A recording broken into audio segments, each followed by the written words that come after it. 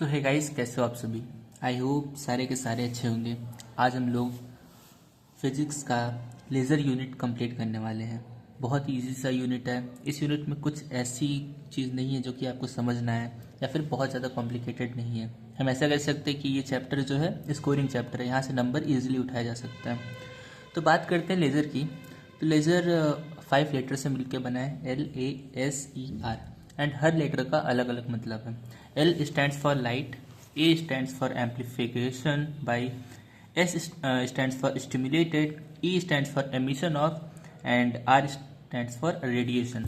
सबको एक साथ अगर मिलाते हैं तो ये बन जाता है कुछ light amplification by stimulated emission of radiation. अब इसका क्या मतलब होता है आगे चैप्टर्स में समझेंगे।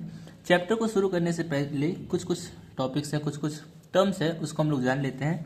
पहला टर्म है एमिशन। एमिशन मतलब होता है हायर एनर्जी लेवल से लोअर एनर्जी लेवल पे जब इलेक्ट्रॉन शिफ्ट होता है तो कुछ फोटॉन्स एमिट होते हैं, तो उसी से एमिशन होता है।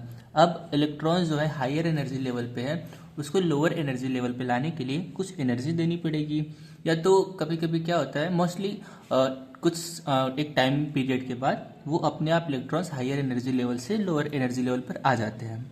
बट वो जो कंडीशंस होती है ना, वो इतनी यूजफुल नहीं होती है। तो उस बेसिस पे एमिशन को 2 पार्ट में बांटा गया, spontaneous emission and stimulated emission. Spontaneous मतलब होता है कि एक फिक्स टाइम पीरियड में इलेक्ट्रॉन अपने आप नीचे आ जाना। स्पॉन्टेनियस यानी एक फिक्स टाइम पीरियड पर, वेट अ सेकेंड, स्पॉन्टेनियस का मतलब हुआ जैसे इलेक्ट्रॉन एक्साइटेड स्टेट में है, E2 एक्साइटेड स्टेट है, E1 ग्राउंड स्टेट है, एक फिक्स टाइम में इलेक्ट्रॉन अपने आप यहाँ से यहाँ तक उतर के अपने आप आ जाएगा। एंड ये ऑर्डर क्या होता है 10⁻⁸ सेकेंड। इलेक्ट्रॉन को यहाँ से यहाँ भेजा गया, ठीक है, एंड 10⁻⁸ सेकेंड में इलेक्ट्रॉन अपने आप यहाँ से वापस यहाँ पे आ जाएगा। तो ये हमारा हो गया स्पॉन्टेनियस एमिशन। उसके बाद आता है स्टिमुलेटेड एमिशन। स्टिमुलेटेड एमिशन क्या है, जबरदस्ती कर रहा, 10⁻⁸ सेकेंड में नहीं, उससे पहले मुझे अगर इलेक्ट्रॉन को नीचे लेके आना है, एटम को नीचे लेके आना है, तो मैं कुछ एनर्जी दूंगा। इस केस में जो एटम्स नीचे आते हैं लोअर स्टेट पे या फिर ग्राउंड स्टेट पे, तो उसको स्टिमुलेटेड एमिशन कहा जाता है। जैसे यहाँ पे एक इलेक्ट्रॉन है, ठीक है, इस इलेक्ट्रॉन को मैंने एक एनर्जी दी h, तो उस एनर्जी को पाके ये नीचे आ जाता है। इसी को कहा जाता है स्टिमुलेटेड। स्टिमुलेटेड मतलब जबरदस्ती की जा रही है, तो वही हो गया स्टिमुलेटेड। अब आते हैं ट्रांजिशन की। अब जब नीचे आ रहा है तो इसमें भी कई सारे पार्ट होते हैं, जैसे रेडिएटिव एंड नॉन रेडिएटिव।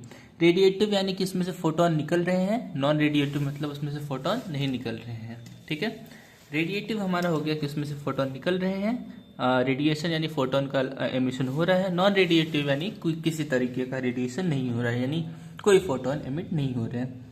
और अगर कोई फोटोन एमिट नहीं हो रहे हैं, कोई लाइट नहीं फॉर्म हो रही, इसका क्या मतलब होता है, इसका यही मतलब होता है कि जो एनर्जी है वो हीट के फॉर्म में वेस्ट हो गई।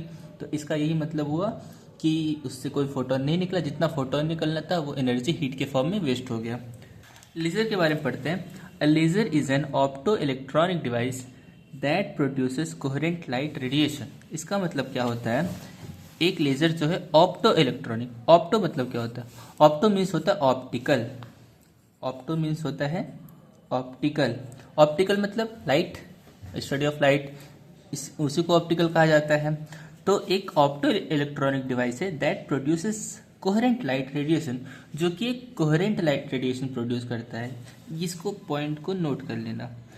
लेज़र क्या होता है, लेज़र एक ऐसा ऑप्टो इलेक्ट्रॉनिक डिवाइस है जो कि कोहेरेंट लाइट प्रोड्यूस करता है। कोहेरेंट यानी जिसका फेज डिफरेंस 0 हो, कोहेरेंस समझ रहे होगे। आगे चलते हैं। अ टिपिकल लेज़र, या फिर हम लोग कह सकते हैं और a typical laser emit light in a narrow low divergence monochromatic beam width well defined wavelength. एक टिपिकल लेज़र यानी जो लेज़र होता है वो लाइट को एमिट करता है, कैसे, एक नैरो पाथ में। एक आपने लेज़र लाइट देखा होगा, तो लेज़र लाइट एक सीधी डायरेक्शन में मूव होती है।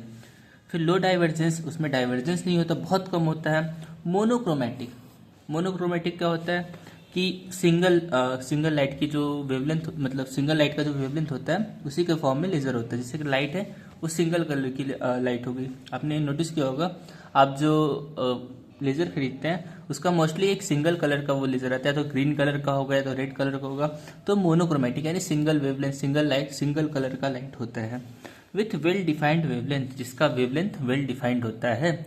रेड कलर हुआ तो रेड कलर का वेवलेंथ, ग्रीन कलर हुआ तो ग्रीन कलर का वेवलेंथ। समझ में आई बात। अब आते हैं एक एक करके पढ़ते हैं। Induced absorption. अब फोटोन एमिट होता है जब, तब हमें लाइट दिखती है, तो फोटोन एमिट कैसे होता है तो इसके बारे में पढ़ते हैं। तो इलेक्ट्रॉन जो होते हैं मोस्टली क्या होता है, लोअर स्टेट से एक्साइटेड स्टेट में जब इलेक्ट्रॉन जाते हैं एंड जब एक्साइटेड स्टेट से वापस लोअर स्टेट में आते हैं तो एक एनर्जी रिलीज होती है फोटोन के फॉर्म में, फोटोन रिलीज होता है एंड वही फोटोन जो है कंबाइन करके लेजर का फॉर्मेशन क्रिएट करता है। तो स्टार्टिंग में इंड्यूस्ड एब्जॉर्प्शन। इंड्यूस्ड का क्या मतलब हुआ कि हम लोग एनर्जी इंड्यूस दे रहे हैं, ठीक है।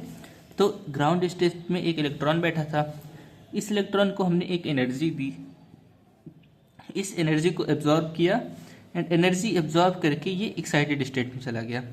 अब इसके पास खुद का एनर्जी होगा प्लस जो एनर्जी हमने दी वो यहाँ पे होगा, तो इसी को कहा गया इंड्यूस्ड एब्जॉर्प्शन। यानी एनर्जी देने के बाद जब इलेक्ट्रॉन ग्राउंड स्टेट से एक्साइटेड स्टेट में जाता है तो इसी को इंड्यूस्ड एब्जॉर्प्शन कहते हैं।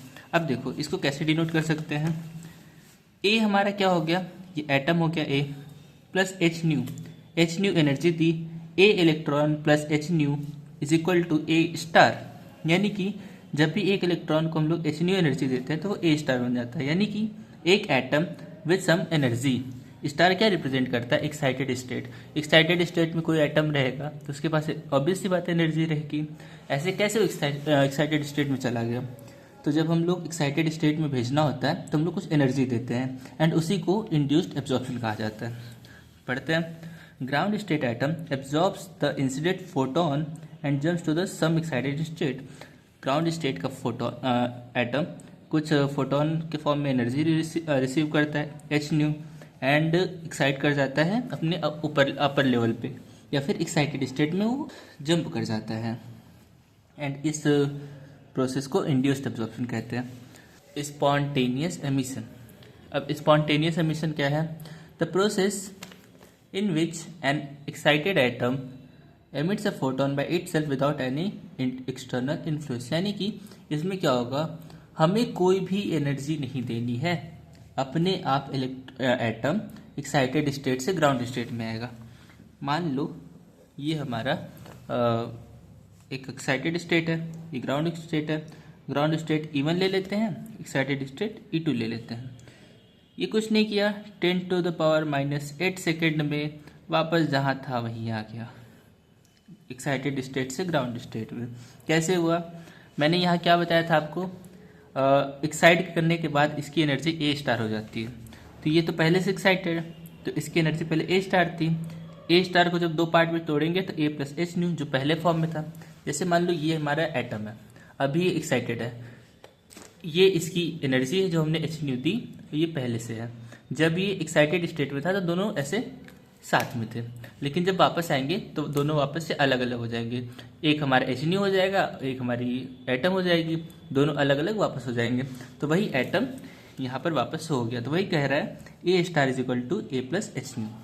इसके बाद देखते हैं हम लोग स्टिमुलेटेड एमिशन। स्टिमुलेटेड एमिशन किसे कहा जाता है, स्टिमुलेटेड एमिशन होता है जब किसी एटम में, ठीक है, जब किसी एटम को नीचे लेके आना हो, ठीक है, लेकिन हमें स्पॉन्टेनियस मेथड फॉलो ना करना हो।